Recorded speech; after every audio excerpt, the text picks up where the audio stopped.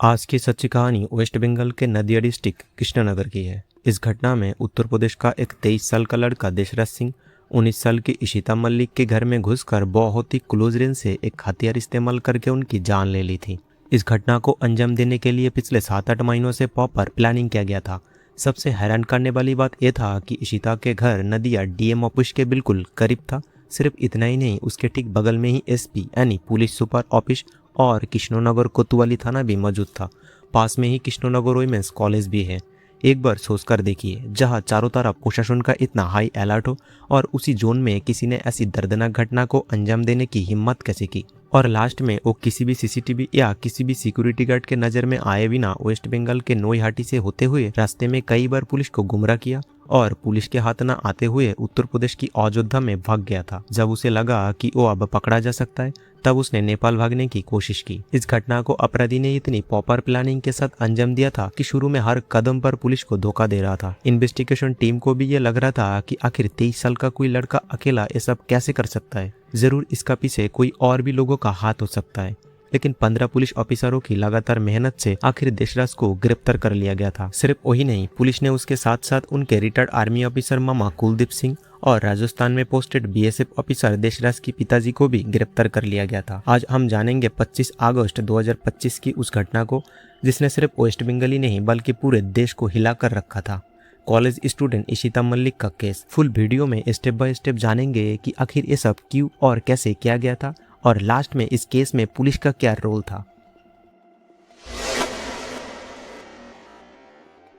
देशराज सिंह पिछले कई महीनों से कृष्णनगर की मानिकतौला में इशिता मलिक के घर की रेकी कर रहा था। आसपास की दुकान खुलने और बंद होने की टाइम, और सबसे इम्पोर्टेंट कि किस रास्ते पर कोई सीसीटीवी नहीं है। ये सारी जानकारी देवराज ने बहुत गहराई से इकट्ठा की थी। घर से लोगों का आना जाना और उनके रिटर्न आने का टाइम देशराज सब कुछ परफेक्टली फॉलो कर रहा था। सिर्फ इतना ही नहीं, उसे ये तक भी पता था कि उस 2 मंजिला मकान के किस कमरे में इशिता रहती है। इशिता का घर कृष्णनगर रेलवे स्टेशन से महज कुछ ही किलोमीटर की दूरी पर था। 25 अगस्त सोमवार देशराज सुबह से घात लगाकर इशिता के घर पर नजर रख रहा था। उसका प्लान एकदम साफ था। जैसे ही घर से सब बाहर निकलेंगे, वो अंदर दाखिल होकर इस बर्दत को अंजाम देगा। दोपहर तकरीबन 2 बजे जब इशिता की मम्मी कुसुम मलिक अपने बेटे को स्कूल से लेने घर से बाहर निकली, तब देवराज के लिए रास्ता बिल्कुल साफ था। जैसे ही इशिता की मम्मी घर से बाहर निकली और मौका देखते ही देशराज मेन गेट से अंदर दाखिल हुआ और सीढ़ी से होते हुए ऊपरी मंजिल पर पहुंचा। उस वक्त इशिता नहाकर बाथरूम से बाहर निकली ही थी। उसने एक टी शर्ट और पिंक कलर का टॉवल भी पहना हुआ था। मकान के निचले हिस्से में उसके बुजुर्ग दादाजी मौजूद थे, लेकिन बीमारी की वजह से वो चल नहीं सकते थे और देशराज इस बात से भाली भांति वाकिफ था। देशराज जैसे ही उसके कमरे में दाखिल हुआ तो दोनों के बीच कहासुनी शुरू हो गई। बिस्तर पर मिले निशानों से ये साफ था कि वह जोरदार हाथापाई भी हुई थी, और फिर देशराज ने अपने पास मौजूद हथियार से इशिता को निशाना बनाया। पहली आवाज सुनकर पड़ोसी को लगा कि किसी का साइकिल का टायर फटा है, लेकिन कुछ ही देर में लगातार और 2 बार वो आवाज सुनाई दी। मन में शक तो था, पर किसी का अंदाज नहीं था कि एक खौफनाक बर्दत कहाँ हुई है। इशिता की मम्मी के मुताबिक उन्हें स्कूल से लौटने में महज 15 मिनट की देरी हुई थी। किसी न्यूज रिपोर्ट में इसे सिर्फ 5 मिनट बताया गया तो किसी में 20 मिनट, लेकिन उसी टाइम के अंदर देशराज ने इस पूरी बर्दत को अंजाम दिया था। दरअसल इशिता की मम्मी देशराज को नहीं पसंदती थी। अचानक बेटी की कमरे से एक लड़के को उतरते देख उन्हें पूछा कि तुम कौन हो और ऊपर क्या कर रहे थे। तभी देशराज कहते हैं कि आंटी, आपसे मुझे कुछ बात करनी है। लेकिन इशिता की मम्मी ने साफ कह दिया कि तुम पहले घर से बाहर निकलो, फिर कोई बात होगी। इतने में ही देशराज ने अपने पास मौजूद वो हथियार से उन पर भी हमला करने की कोशिश की, लेकिन खुशकिस्मत से वो हथियार नहीं चला और उस वजह से इशिता की मम्मी कुसुम मलिक की जान बच गई। दरअसल इशिता की भाई देशराज को पहचान चुका था, क्योंकि उसने कई बार उसे स्कूल के पास देखा था। इधर कोई कुछ समझ पाता इससे पहले देशराज घर की पिछले दरवाजा से फरार हो गए। घबराती हुई कुसुम मलिक जब भागकर ऊपर गई तो वहां का नजारा देखकर उनके पैर तले जमीन खिसक गई। उनकी मासूम सी बेटी इशिता जमीन पर बेजान पड़ी थी। ये देखकर वो फुट फुट कर रोने लगी, जिसे सुनकर पड़ोसी भी भाग कर आए। फौरन कृष्णनगर कोतवाली थाने में खबर दी गई और इशिता को हॉस्पिटल ले जाया गया, लेकिन किस्मत का कुछ और ही मंजूर था। डॉक्टर ने उसे मृत घोषित कर दिया था। दिन दहाड़े ऐसे हाई सिक्योरिटी एरिया में हुए इस दर्दनाक बर्दत ने पुलिस को तत्पर होने पर मजबूर कर दिया, लेकिन तब तक देशराज इशिता के घर से निकलकर काफी दूर भाग चुका था। उसने पहले से सब कुछ अच्छी तरह से रेकी कर लिया था, इसीलिए उसे पता था कि कौन सी रास्ते से जाने पर वो सीसीटीवी में नहीं आएगा। वो उसी रास्ते से भागने लगा, लेकिन तभी एक इत्तेफाक हुआ। वहां से गुजर रहा एक राहगीर अपने मोबाइल से अपनी बेटी की फोटो खींच रहा था और उसी वक्त देशराज उसके मोबाइल में कैप्चर हो गए। लेकिन किसी को ये नहीं पता था कि यही फोटो आगे जाकर इस दर्दनाक बर्दत का सबसे बड़ा सबूत बनने वाला था। अब सवाल ये था कि देशराज ने इस दर्दनाक बर्दत को अंजाम देने के बाद पुलिस को कैसे गुमराह किया था। लेकिन कहते हैं ना, पुलिस चाहे तो कुछ भी कर सकती है। महज 7 दिनों के अंदर पुलिस ने देशराज को ढूंढ निकाला। एक्चुअली इस केस में पुलिस का इन्वेस्टिगेशन बहुत ही इम्प्रेसिव थी। वेस्ट बंगाल में इस बर्दत को अंजाम देने के बाद वो खुद को छिपाने के लिए उत्तर प्रदेश पहुंच गया था और वहां से वो नेपाल भागने की फिराक में था। जी हाँ, देशराज ने इतनी शातिब तरीके से प्लानिंग की थी जो किसी आम आदमी की सोच से भी परे थी। उसके मामा कुलदीप सिंह जो एक रिटायर्ड फौजी था, उसके पिता रघुवेंद्र प्रताप सिंह जो बीएसएफ ऑफिसर थे, यहाँ तक कि उसके मामा की बेटी ने भी इस केस में उसके खास मदद की थी। पिता राजस्थान की जैसलमेर में थे, मामा गुजरात की जामनगर में और मामा की बेटी उत्तर प्रदेश में थी। यानी सब लोग अलग अलग जगह से मिलकर उसे मदद पहुंचा रहे थे। इस घटना से ठीक एक दिन पहले यानी 26 अगस्त संडे को देशराज को अपनी मम्मी और बहनों के साथ उत्तर प्रदेश में अपने होम टाउन देवरिया जाना था। तीनों की टिकट भी कंफर्म था, लेकिन उसी दिन देशराज ने अपनी मम्मी और बहन को अकेला ही भेज दिया था। उसने काम का बहाना बनाया और नॉर्थ 24 फिजियस के कसरापड़ा में अपने किराए के घर पर ही रुक गया। सच तो यह है कि देशराज जानबूझकर नहीं गया था। एक्चुअली 26 अगस्त संडे था और उसी दिन उसने इशिता मलिक के साथ इस दर्दनाक घटना की प्लानिंग की थी। लेकिन संडे होने की वजह से उसे डर था कि सब लोग घर पर होंगे, इसीलिए उसने अपना प्लानिंग बदल दिया था। माँ और बहन को उत्तर प्रदेश भेजकर वो खुद बंगाल में ही रुका रहा। देशराज खुद तो उत्तर प्रदेश नहीं गया, लेकिन उसने अपना फोन माँ को दे दिया था। उसने कहा कि ये फोन खराब है, वहां जाकर इसे ठीक करा लेना। देशराज का मकसद ये था कि अगर पुलिस मोबाइल लोकेशन ट्रैक करे तो वो उत्तर प्रदेश दिखाए, ताकि वो पुलिस का ध्यान भटका सके और खुद को बेकसूर बता सके। जहां तक कि देशराज की उसी टिकट पर उसका चचेरे भाई नितिन उत्तर प्रदेश गया था। पुलिस का शक है कि शायद नितिन के जरिए ही उत्तर प्रदेश से ये हथियार लाया गया था। घटना को अंजाम देने के बाद देशराज कृष्णनगर से पहले नोईहाटी जंक्शन पहुंचा और वहां से हावड़ा से दून एक्सप्रेस पकड़कर उसे उत्तर प्रदेश की अयोध्या में जाना था। लेकिन देशराज ने पुलिस को गुमराह करने के लिए एक बहुत बड़ी चाल चली। वो सीधा उत्तर प्रदेश नहीं गया, हावड़ा से पहले पश्चिम बर्धमान के बराकर स्टेशन पर उतरा और वहां से स्टेशन के पास ही अपना फोन को फेंक दिया। ये फोन सिर्फ इस घटना को अंजाम देने के लिए इस्तेमाल किया गया था। इसके बाद वो ट्रेन पकड़कर आसनसोल गया और फिर वहां से सीधा अयोध्या पहुंचा। इसी बीच देशराज ने अपने कुछ फ्रेंड को फोन किया, उन्हें पूरी बात बताई और उनसे मदद भी मांगी। लेकिन ये सारे कॉल सिर्फ वाईफाई से किए गए थे। फ्रेंड से कोई मदद न मिलने पर वो उत्तर प्रदेश भागने की कोशिश करने लगा।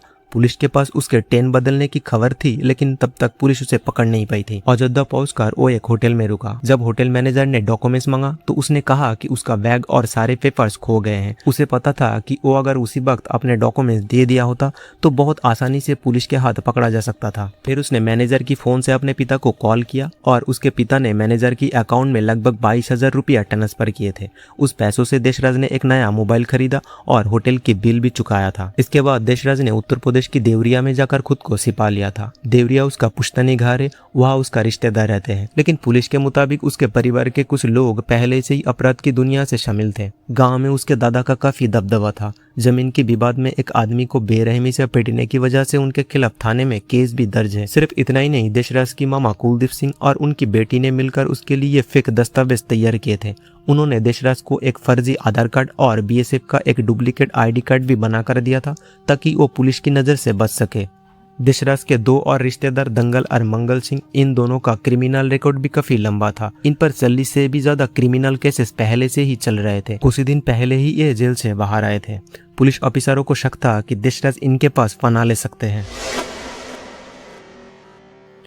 इधर घटना के 4 दिन बीत जाने के बाद भी अपराधी पुलिस की पकड़ से बाहर था। इस घटना एक हाई सिक्योरिटी जोन में हुई थी, क्योंकि जहां कई किलोमीटर के दायरे में डीएम ऑफिस, एसपी ऑफिस और कोतवाली थाना भी मौजूद है। दिन दहाड़े घर में घुसकर ऐसी खौफनाक घटना को अंजाम देना आम लोगों में डर का माहौल बना दिया था। उसकी वजह से पुलिस पर लगातार प्रेशर बढ़ रहा था। लेकिन कोतवाली थाने की टीम बहुत ही बारीकी से इस केस की इन्वेस्टिगेशन कर रही थी। एसपी अमरनाथ कुमार के निर्देश पर 15 पुलिस ऑफिसरों की 4 अलग अलग टीम बनाई गई। ये पुलिस ऑफिसर्स वेस्ट बंगाल से लेकर सरकार उत्तर प्रदेश तक देशराज को पकड़ने की जी जान कोशिश कर रहे थे। इसी बीच देशराज को कहीं से खबर मिली कि पुलिस उसे पकड़ने के लिए उत्तर प्रदेश पहुंच चुकी है। डर के मारे वो चुपके से नेपाल भागने की कोशिश करने लगा, लेकिन पुलिस ने सिर्फ 7 दिनों के अंदर देशराज को उत्तर प्रदेश की महाराजगंज जिले में भारत नेपाल बॉर्डर के पास से धर दबोचा और उसे गिरफ्तार करके पूछताछ करने के लिए वेस्ट बंगाल की कोतवाली थाने में लाया गया। ये बताना बहुत जरूरी है कि देशराज की गिरफ्तारी से पहले उसके मामा कुलदीप सिंह को गुजरात की जामनगर से हिरासत में लिया गया था। कुलदीप जानता था कि उसके भंजे ने 19 साल की एक लड़की को बेरहमी से मौत की घाट उतारा है, फिर भी उसने उसे पनाह दी और हर तरह से मदद की। एक्चुअली कुलदीप की गिरफ्तारी के बाद ही पुलिस को सारे सुराग मिले और उसकी दी हुई जानकारी से देशराज को पकड़ा गया था। इसके बाद देशराज के पिता रघुवेंद्र प्रताप सिंह को राजस्थान की जैसलमेर से गिरफ्तार किया गया। बीएसएफ कैंप में पहले ही उसका अरेस्ट वारंट भेज दिया गया था, जिसके बाद वो कैंप में ही डिटेंट था। बीएसएफ ऑफिसरों ने सारे डॉक्यूमेंट्स वेरीफाई करने के बाद ही रघुवेंद्र प्रताप सिंह को कृष्णनगर पुलिस के हवाले कर दिया था। इसके बाद उन्हें कृष्णनगर कोर्ट में पेश किया गया, जहां से अदालत ने उन्हें 4 दिन की ट्रांजिट रिमांड की मंजूरी दी थी। जब देशराज कृष्णनगर जेल में था तो उसे पहचानने के लिए इशिता की मम्मी को थाने बुलाया गया, क्योंकि उन्होंने ही देशराज को घटना के वक्त देखा था। इशिता की मम्मी कुसुम मलिक ने देशराज को देखते ही पहचान लिया था और उन्होंने पुलिस से कहा कि ये वही है जिसने मेरी बेटी के साथ ये दर्दनाक घटना को अंजाम दिया था। उन्होंने पुलिस से गुहार लगाई कि अपराधी को कड़ी से कड़ी सजा दी जाए। इशिता के पिता दुलाल मलिक ने भी मांग की है उसे सिर्फ फांसी की सजा होनी चाहिए, क्योंकि उसने उनकी फूल जैसी बेटी के साथ ऐसी खौफनाक वारदात को अंजाम दिया है। दरअसल इशिता ने कुछ दिन पहले ही 12th पास किया था और वो नीट की तैयारी कर रही थी, लेकिन रिजल्ट अच्छा ना होने की वजह से वो सक्सेस नहीं हो पाई। इसके बाद उसने कॉलेज में एडमिशन लेने की फैसला की थी। कॉलेज में एडमिशन की बात चल रही थी और उसने ऑनलाइन में फॉर्म भी भरा था। जिस दिन ये घटना हुई उसी दिन उसे कॉलेज जाना था, जिसके कारण इशिता बहुत ज्यादा खुश थी। लेकिन घर के कुछ काम की वजह से इशिता की परिवार ने उसे रोक लिया और कहा कि आज रुक जाओ, 2-3 दिन बाद कॉलेज चले जाना। लेकिन किसी को इस बात का भनक तक भी नहीं था कि वही दिन उसकी जिंदगी का आखिरी दिन बनने वाला है। इशिता की मम्मी ने रोते हुए कहा कि अगर उनकी बेटी उसी दिन कॉलेज चली गई होती तो शायद आज उनके बीच वो जिंदा होती। अब आते हैं इस बात पर कि आखिर ऐसा क्यों किया गया था। देशराज की पूर्वज मूल रूप से उत्तर प्रदेश का रहने वाला था। देशराज का जन्म भी उत्तर प्रदेश में हुआ था, लेकिन उनके पिता गवर्नमेंट सेवा में तैनात थे और उनकी पोस्टिंग वेस्ट बंगाल के बीजापुर में थी। देशराज अपने माता पिता और बहन के साथ पिछले 4-5 सालों से बीजापुर के कपलाचाका पंचायत के धर्मपुरा कॉलोनी में एक किराए के मकान में रहता था। पिता सेंट्रल गवर्नमेंट एम्प्लॉय थे, जिसकी वजह से देशराज का एडमिशन कसरापड़ा स्कूल में हुआ था। उसी स्कूल में कृष्णनगर की इशिता मलिक भी पढ़ाई करती थी। वहीं से दोनों में दोस्ती हुई और धीरे धीरे वही दोस्ती प्यार में बदल गई। लेकिन देशराज बचपन से ही बहुत ही गुस्से वाला और जिद्दी स्वभाव का था। स्कूल में उसने एक क्लासमेट को बहुत बुरी तरह से पीटा था, जिस वजह से उसे स्कूल से निकाल दिया गया था। दरअसल इशिता मलिक कृष्णनगर की थी, लेकिन वो कसरापाड़ा की स्कूल में पढ़ाई करती थी। शायद इशिता बहुत जल्द समझ चुकी थी कि देशराज का स्वभाव सही नहीं है, इसीलिए वो इस रिश्ते को खत्म करना चाहती थी। 12th पास करने के बाद इशिता कृष्णनगर रिटर्न आ गई और नीट की तैयारी में जुट गई। तब से दोनों के बीच मिलना जुलना कम होने लगा। इसके अलावा देशराज की एग्रेसिव बिहेवियर की वजह से उसके दोस्त उससे दूर रह रहे थे। इन सब हालातों के बीच इशिता को एहसास होने लगा कि अब इस रिश्ते से पीछा छुड़ा लेना ही सही है। इसीलिए इशिता ने उसे ब्रेकअप कर लिया, लेकिन देशराज इस बात को किसी भी हाल में मानने के लिए तैयार नहीं था। घटना से करीब 7-8 महीने पहले उनका ब्रेकअप हुआ था। उस वक्त देशराज ने इशिता को इमोशनल ब्लैकमेल करते हुए ये तक भी कहा कि अगर वो उसकी जिंदगी में वापस नहीं लौटी तो वो कोई गलत कदम उठा लेगा। लेकिन ये इमोशनल ड्रामा के बाद भी इशिता का दिल नहीं पिघला। वो अपने फैसला पर अटल थी और उसके पास वापस ना जाने की मन बना चुकी थी। जब देशराज का ये ड्रामा कम नहीं आया तो उसने इशिता को रास्ते से हटाने की प्लानिंग बनाया। घटना के एक दिन बाद जब पुलिस ने देशराज के पिता से कांटेक्ट किया, तब उन्होंने बताया कि उनके बेटे तो उत्तर प्रदेश में, क्योंकि वो 26 तारीख को पूर्वांचल एक्सप्रेस से अपनी मां और बहन के साथ अपने होम टाउन देवरिया चला गया है। उसके बेटे ने फोन पर बताया कि वो ट्रेन में बैठ चुका है। इस बात का सबूत देने के लिए उन्होंने पुलिस को उसी दिन का टिकट भी भेजी थी। देशराज के पिता रघुवेंद्र प्रताप सिंह ने बताया कि काम में बिजी होने की वजह से वो बाद में चेक नहीं कर पाया कि उनका बेटा सही में ट्रेन में बैठा या नहीं। उन्होंने ये भी कहा कि उनके बेटे से ज्यादा बात नहीं होती थी। जब पैसों की जरूरत होती थी या कोई खास काम होता था तब भी उसे बात करता था। उनके बेटे ने इशिता के साथ जो कुछ भी किया है उस बारे में उन्हें कुछ पता नहीं था, लेकिन कुछ न्यूज रिपोर्ट्स और यूट्यूब वीडियोस में यह बताया जा रहा है कि उन्हें पता था कि देशराज और इशिता मलिक एक दूसरे के साथ रिलेशन में थे। देशराज ने अपने पिता को बताया था कि वो इशिता से शादी करना चाहते, लेकिन उनके पिता का साफ कहना था कि तुम पहले अपने पैरों पर खड़ा हो जाओ, उसके बाद ही तुम्हारी शादी कराएंगे। लेकिन जब पुलिस ने रघुवेंद्र प्रताप सिंह को गिरफ्तार किया तब पता चला कि वो देशराज के बारे में सब कुछ जानते थे,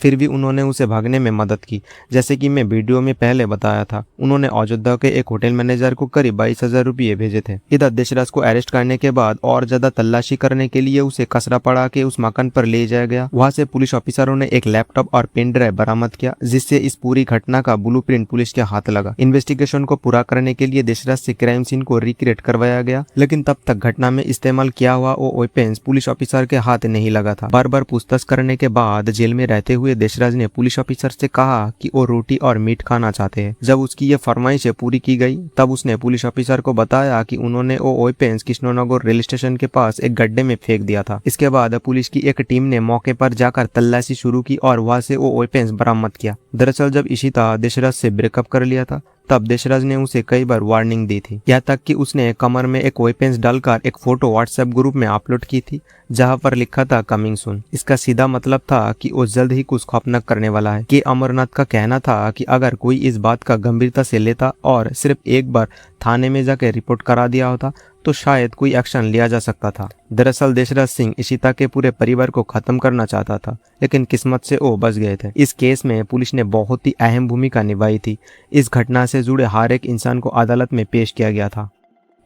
11 नवंबर 2025 को यानी घटना से लगभग 78 दिन के बाद देशराज के खिलाफ 300 पेज की चार्जशीट दाखिल की गई थी। ये चार्जशीट भारतीय न्याय संहिता यानी BNS के धारा के तहत फाइल की गई थी। भारतीय न्याय संहिता यानी BNS की धारा 103, 109, 61 और आर्म्स एक्ट की 25 और 27 धारा के तहत देशराज के खिलाफ इन गंभीर धाराओं में आरोप लगाया गया है। उसके पिता रघुवेंद्र प्रताप सिंह के खिलाफ 103, 203 और धारा 61 और उसके मामा कुलदीप सिंह के खिलाफ 253, 336, 61 और 103 धारा में केस दर्ज की गई है।